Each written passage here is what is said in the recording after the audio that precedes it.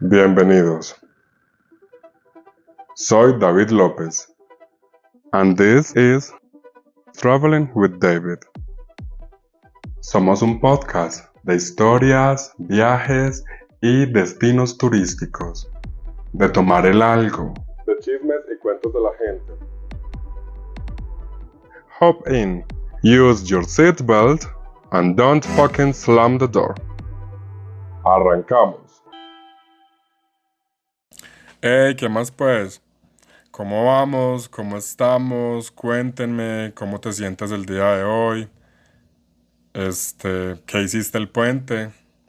¿Qué hicieron este puente? Cuenten a ver. Yo cancelé todos mis planes que tenía este fin de semana. Iba a hacer un viajecito, pero lo cancelé. Me sirvió muchísimo para estar en mi casa, para estar tranquilo y para trabajar un poco en todas esas cosas personales que me han ido afectando. Pero bueno, espero que esta sea una gran semana para todos ustedes, como para mí también, claro.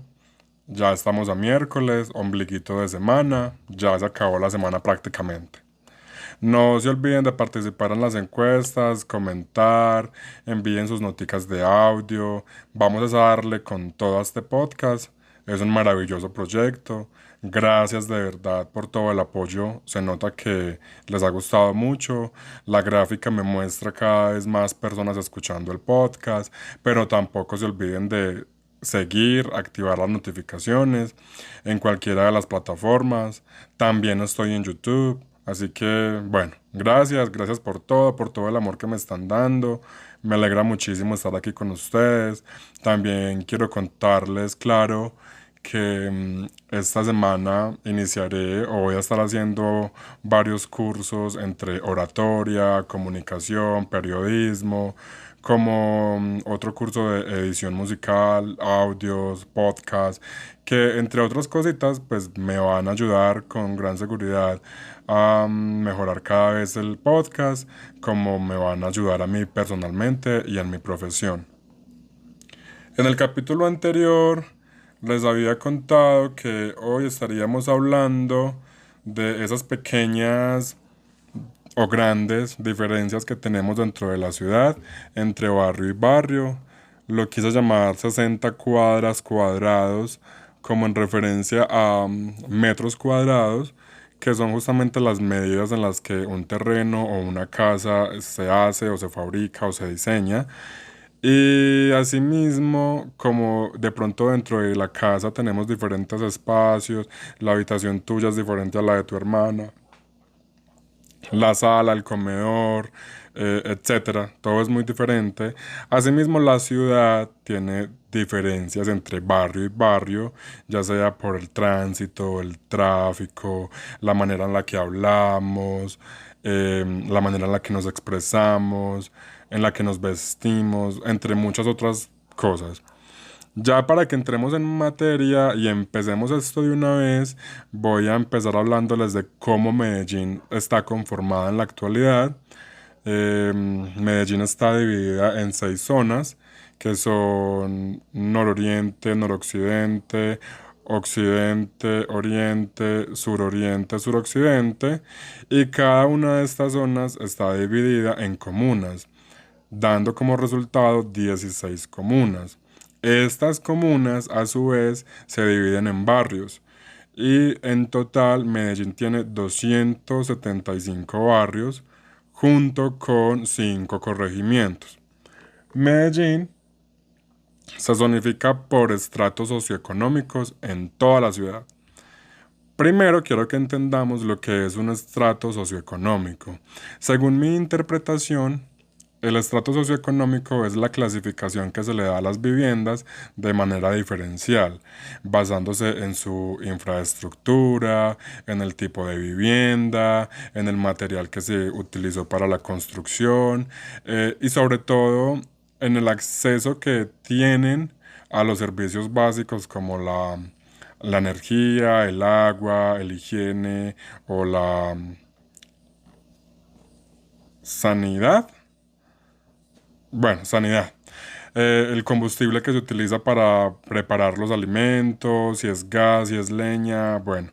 el acceso a la tecnología, información y comunicaciones como son las TICs, los electrodomésticos que hay en cada casa o el equipamiento de cada casa, como también, aparte de estos, el entorno en donde se encuentra dicha vivienda, sin depender o dejando a un lado, escuchen bien, los ingresos económicos que tenga una persona o la familia que habita esta vivienda, supuestamente.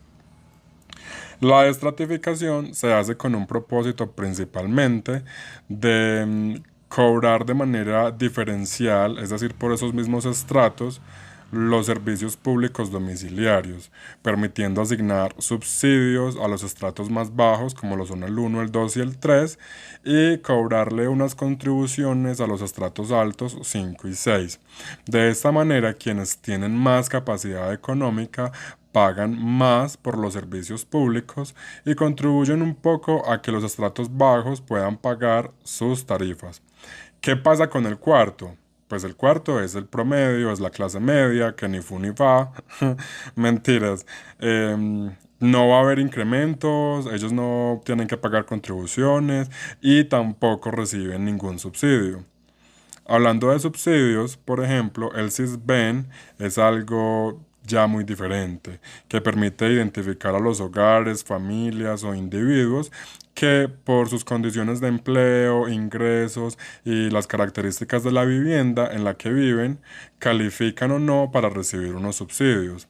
Es decir, entonces que el SISBEN está dirigido a unos servicios personalizados. Son unos subsidios que reciben las personas frente a salud y a educación principalmente. Empezamos por ahí, ya que debido a estos 6 estratos y estas zonificaciones que dividen la clase baja, media y alta de Medellín, es que nos vamos a apoyar un poco para hablar del tema de hoy. No sin antes hablarles o contarles un poquito de la historia de Medellín, para que así nos ayude a entender cómo se fue distribuyendo la ciudad y cómo se fue diferenciando estos estratos dentro de la ciudad.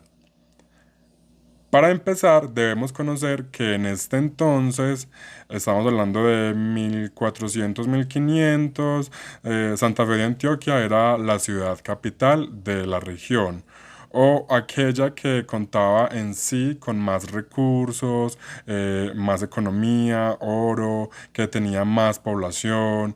Pero bueno, en esta ocasión no vamos a hablar tanto de Santa Fe de Antioquia, ya que lo vamos a dejar para que Santa Fe de Antioquia tenga un capítulo propio, porque hay muchísimas cosas lindas de esta zona que tenemos que recalcar. Ya entonces, en el Valle de Aburrá, donde se ubica actualmente Medellín, en la parte norte y de ahí para arriba, toda esa zona fue destinada a la ganadería. Esta zona se conocía como Hato Viejo, que ahora es Bello, Niquía.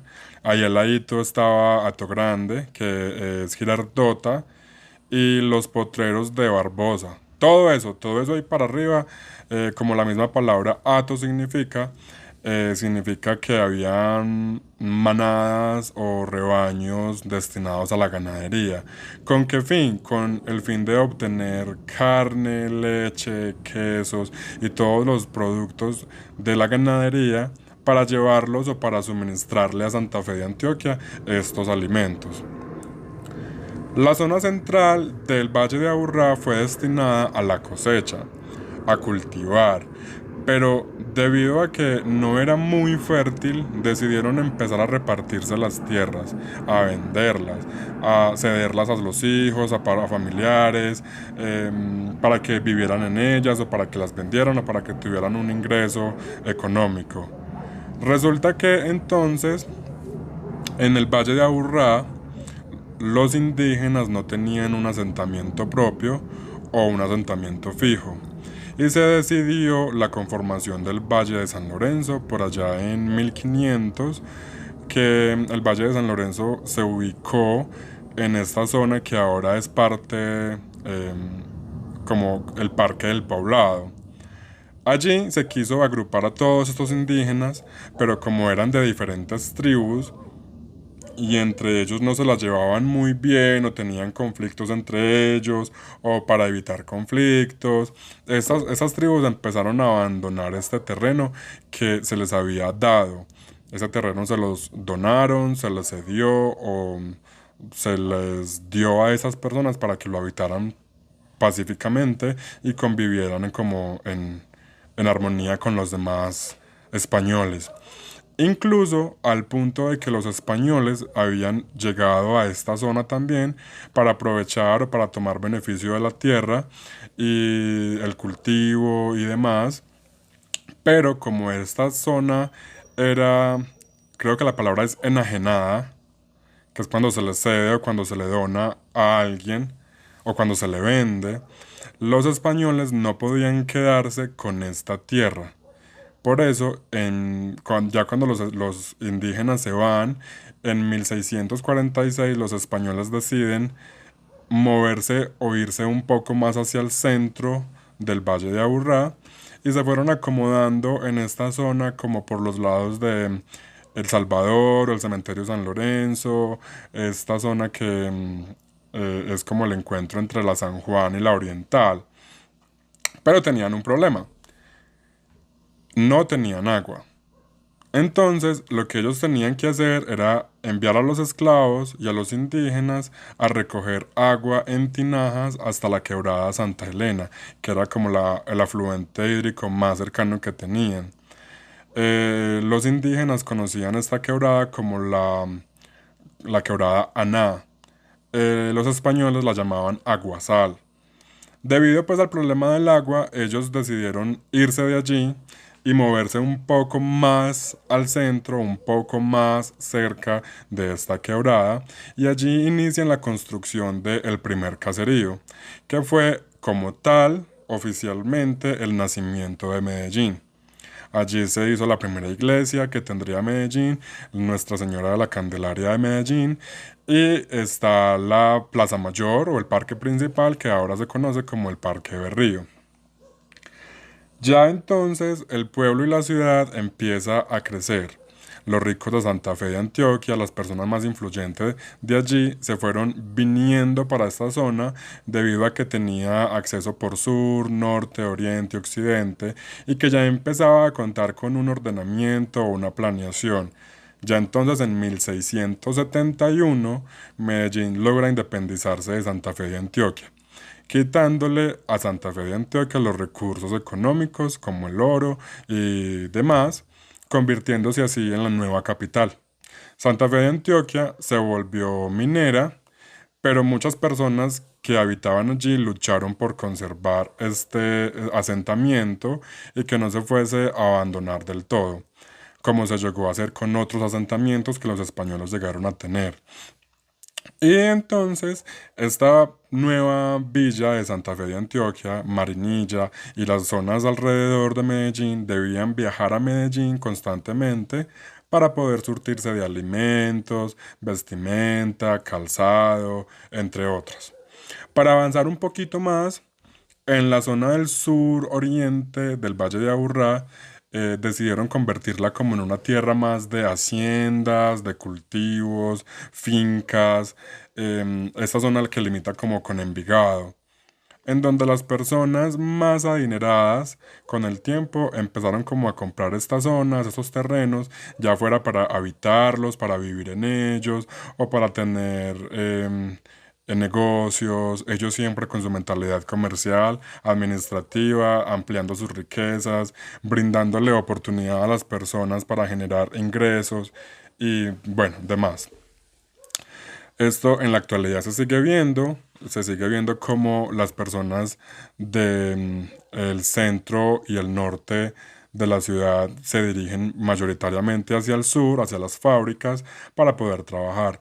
Pero la única diferencia es que en la actualidad estas fábricas y estas zonas institucionales se han ido repartiendo por el Valle de Aburrá, limitando especialmente las zonas aledañas o cercanas al río de Medellín.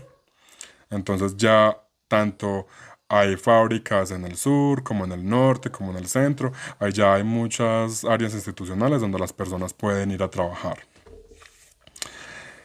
Esto se fue viendo así, ya tenemos entonces una población adinerada y con recursos que se repartía al sur-oriente de Medellín y otra población que con la organización y la planeación gubernamental se iba extendiendo hacia el nororiente, hacia la parte norte, hasta que surge la necesidad de planear o construir un barrio para la zona obrera específicamente, que son justamente aquellas personas que trabajaban en el desarrollo o la infraestructura vial, el desarrollo urbano de la ciudad.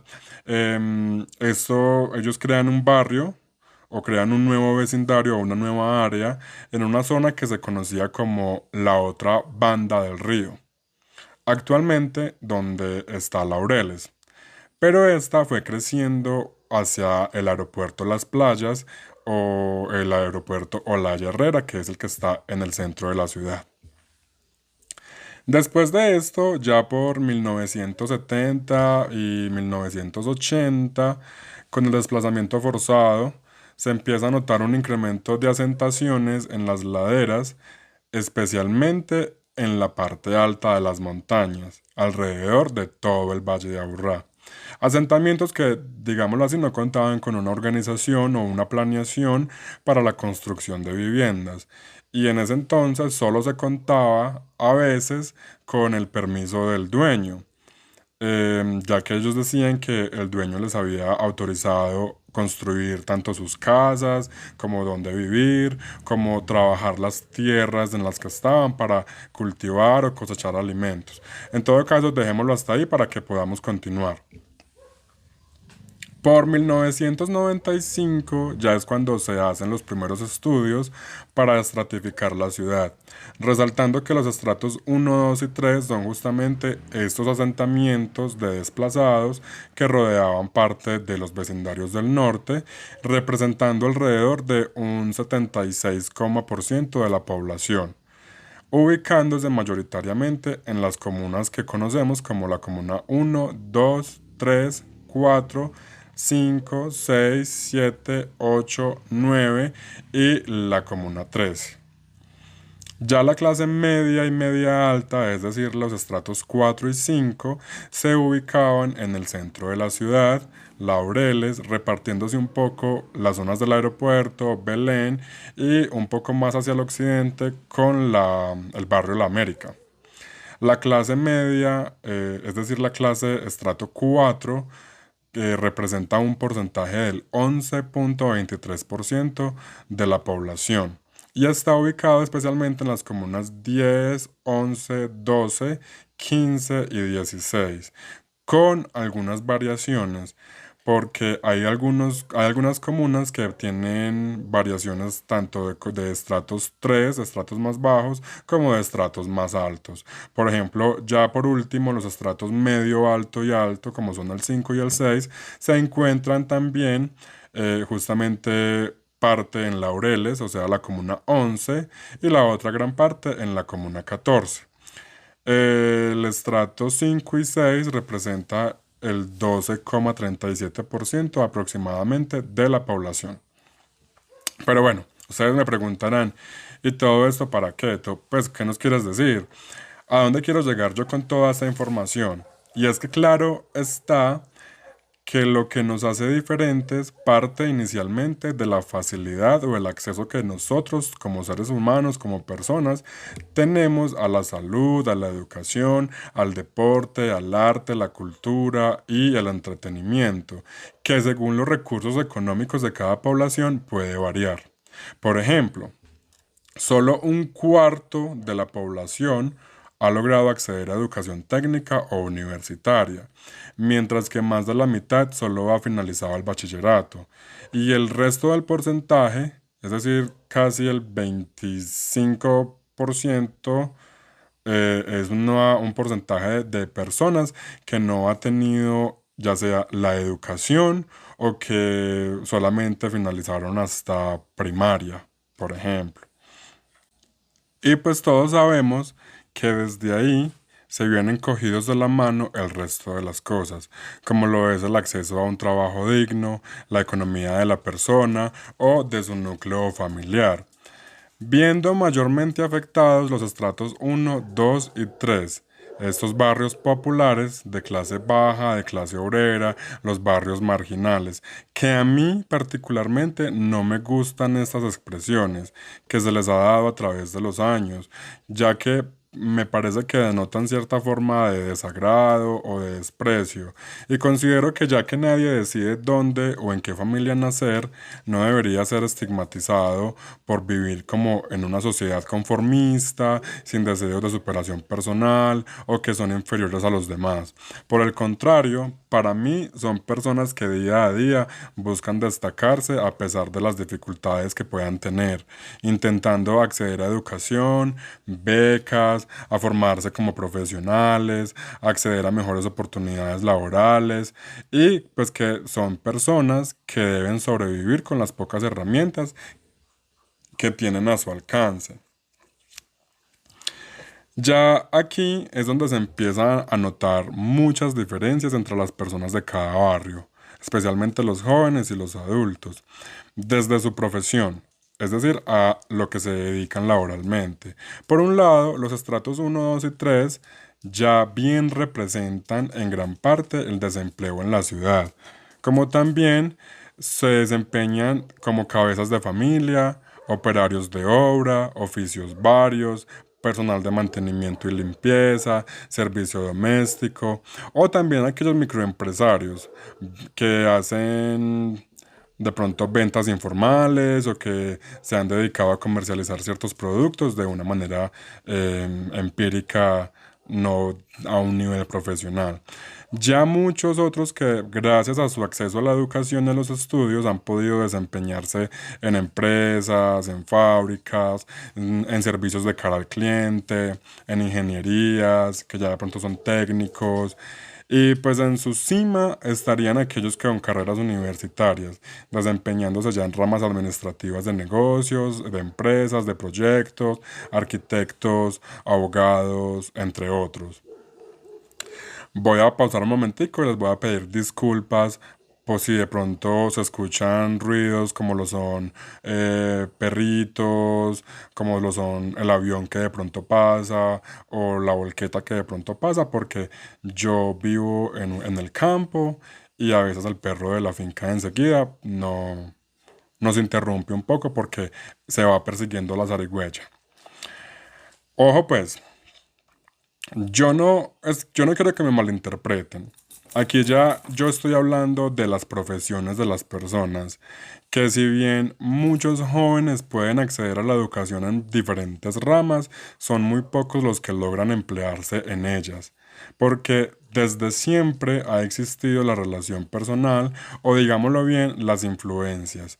Por eso es más aplaudible y más resaltable aquellos que desde estratos bajos y de otras comodidades se han logrado mantener en estos puestos laborales. Digamos pues que por un lado tenemos al empleador, que serían como las personas de un estrato alto que han tenido mayores beneficios al momento de la educación, de crear empresas y demás. Y por el otro ya tenemos aquellos que son los empleados, que ya son como los estratos bajos o las clases obreras que se dedican a trabajarle a los otros estratos, por así decirlo, sin quitarle el mérito a aquellos que son independientes.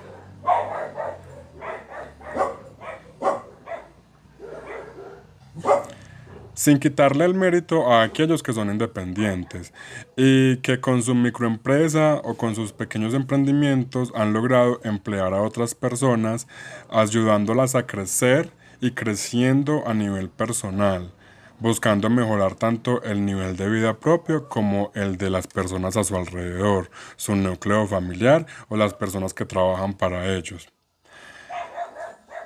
Asimismo, también podemos ver diferencias en el dialecto según el entorno social. Por ejemplo, Cuando una persona en cualquier lugar, medio televisivo, audio, cualquier espacio, música, podcast, dice palabras como gonorrea, chimba, parce, nea, huevón, pirobo, perro, entre otras, si volteas a mirar a tu alrededor, entre las personas que me están escuchando, habrán muchas expresiones, sean verbales o faciales, de desaprobación al uso de estos términos. Como otros, no demostrarán ninguna emoción debido a que en la cotidianidad debido a la frecuencia con las que ellos mismos las usan o debido a la frecuencia en la que las escuchan en su entorno social. Generalmente, pues los estratos medio, medio alto, alto son los que demuestran cierta desaprobación con el uso de estos términos. Sin embargo, las poblaciones jóvenes de dichos estratos también las usan con frecuencia. Yo creería que es más por la influencia de la música que les ayuda, a ver, más por la música que escuchan o la música que les gusta, como lo es el reggaetón, el rap, el hip hop, por mencionar algunas, o también puede ser por el núcleo de amigos que tenga, que ya sea por el estudio, el trabajo o la fiesta, no se ven tantos rechazos como se veían anteriormente entre las diferentes comunas. Siempre y cuando, claro, exista el respeto y el no sobrepasar ciertos límites que de manera implícita ya están establecidos. Lo que yo quiero decir es que ya no se ve como antes ciertas diferencias entre las clases sociales, como antes se veía, por ejemplo, los ricos de un lado, los pobres de otro, según la raza, según la etnia. Ya la gente hace o crea sus círculos sociales estableciéndose en la confianza, en el aprecio, en el respeto, sin importar a qué estrato pertenece, su color, su sexualidad, entre muchas otras cosas. ¿Sí me hago entender? Ya al ladito de este encontramos, por ejemplo, diferentes acentos, por llamarlo de algún modo. Por ejemplo, hay un paisa que es más machacado que otro, o hay uno que es más elegante y formal que otro, que digamos nosotros, entre nosotros mismos, podemos reconocer. Por ejemplo, cuando alguien habla muy elegante, ejecutivo, pausado, que es el paisa que vemos que pronuncia, que se le dedica tiempo a lo que quiere decir, por lo general decimos como, hey, ese tan agogó, tan fresa, tan picado, tan fifí, tan de disparado. Es porque nosotros realmente logramos diferenciar ese tipo de lenguajes que entre diferentes barrios existen. O por ejemplo, los que viven en la ciudad y los que viven en el campo. Los que viven en la ciudad ya tienen un país un poco más neutro debido a muchas circunstancias laborales de pronto, y la gente del campo es la que lo arrastra un poquito más y la que te habla un poquito más cantadito. Entonces, como cosas que uno logra reconocer, como diferencias que uno logra notar al momento del habla, sea en la jerga, en el dialecto, las diferentes zonas. Bueno, eso como para amenizar. Asimismo, en la vestimenta, que también recibe parte de la influencia en la música, ya, por ejemplo, la ropa holgada, oversize, las cadenas, las gafas, las marcas, Monastery, Calvin Klein, Jordan, Nike, que bien puede ser parte de la cultura del reggaetón o culturas importadas americanas como el hip hop, el rap, o por qué no también un poco de esa esencia o esa herencia narco que aún tenemos. El estilo en el que vestimos se ve ya en todo el Valle de Aburrá sin distinguir clases sociales. La única diferencia que uno podría mencionar de pronto sería la originalidad de las prendas. Si bien algunas pueden llegar a ser de diseñador, con excelentes calidades, hechas a medida. Hay otros que de pronto utilizan réplicas, otros que realmente no se interesan por eso, que utilizan ropa más casual o que por su trabajo utilizan una línea ejecutiva de traje empresarial, mucho más formal. Como así ya también hay mucha gente que se ve con estilos únicos, propios, con vestimentas queer, no binarias, unisex o no gender. Hay mucha gente que tiene muchas maneras de vestirse y hay mucha gente que definitivamente le mete mucha plata a vestirse, al calzado, a la ropa interior. No, bueno, no sé ustedes qué opinen. Como dirían muchos, o como he escuchado la expresión, yo no tengo, sino muestro.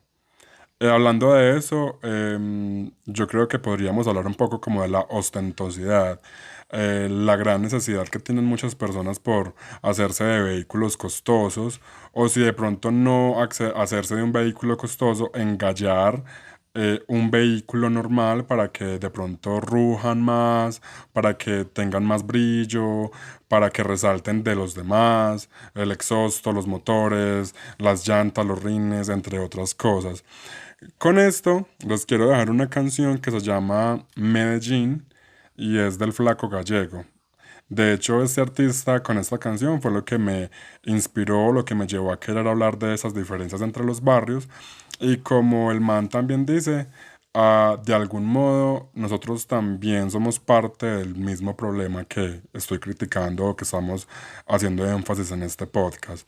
Yo lo quise llevar un poco más al nivel de desarrollo, de planeación, de entender quizá un poco del por qué actuamos como actuamos o somos como somos, partiendo desde la educación, las oportunidades laborales y todos los factores que ya he mencionado acá. Vayan, escuchen el tema, es muy, muy bacano, a mí me gustó muchísimo. Y él también lo dice, yo no tengo, sino muestro. Realmente es una problemática social que tenemos muy marcada. En conclusión, es innegable que existen diferencias significativas entre los barrios de Medellín. Sin embargo, debemos aspirar a trabajar juntos para reducir esas diferencias, garantizar que todos los habitantes de nuestra ciudad tengan acceso a servicios básicos de calidad y oportunidades para desarrollarse. Solo así, creo yo, lograremos construir una Medellín mucho más justa, más próspera, para todos los ciudadanos. Y queremos construir una sociedad más igualitaria.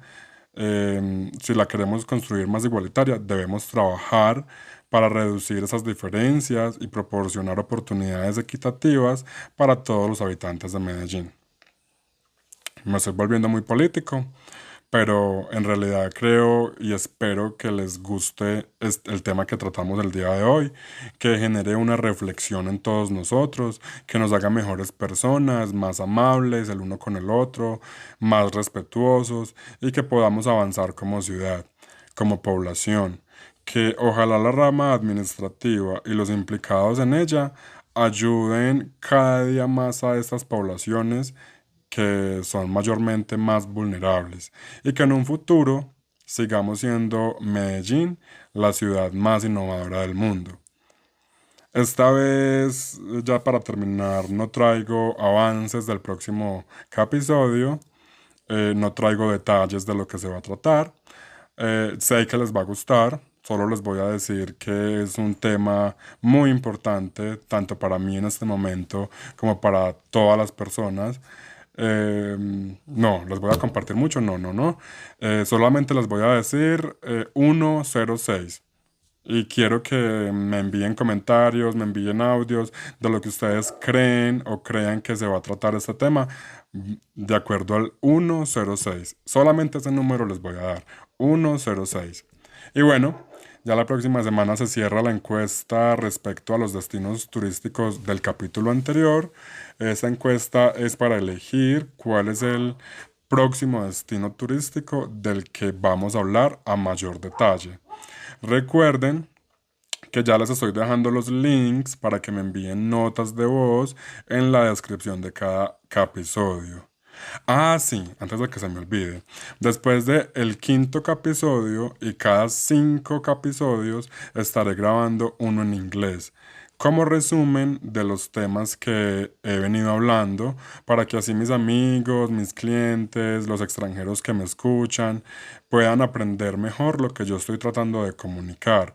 Esto porque lo prometí, porque me sirve para mi trabajo y porque le sirve muchísimo a estas personas que están aprendiendo español y quieren ver o quieren analizar qué tanto están entendiendo de lo que yo les estoy diciendo en español, Por eso voy a resumir en un capítulo extra al quinto en inglés todo lo que se ha dicho.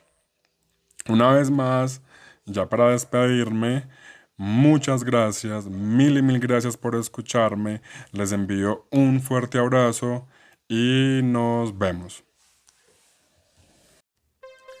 Chicos, hasta aquí el capítulo de hoy. Gracias por acompañarme. Ya saben que en Instagram estoy como @travelingwith_David. No duden en escribirme, dejarme comentarios o enviarme sus mensajes. Ya pueden escuchar nuestro podcast en Spotify, Amazon, Google Podcasts, Castbox, iBox, Deezer. Hasta el próximo miércoles o el domingo si hay un chisme en el camino. www.travelingwithdavid.com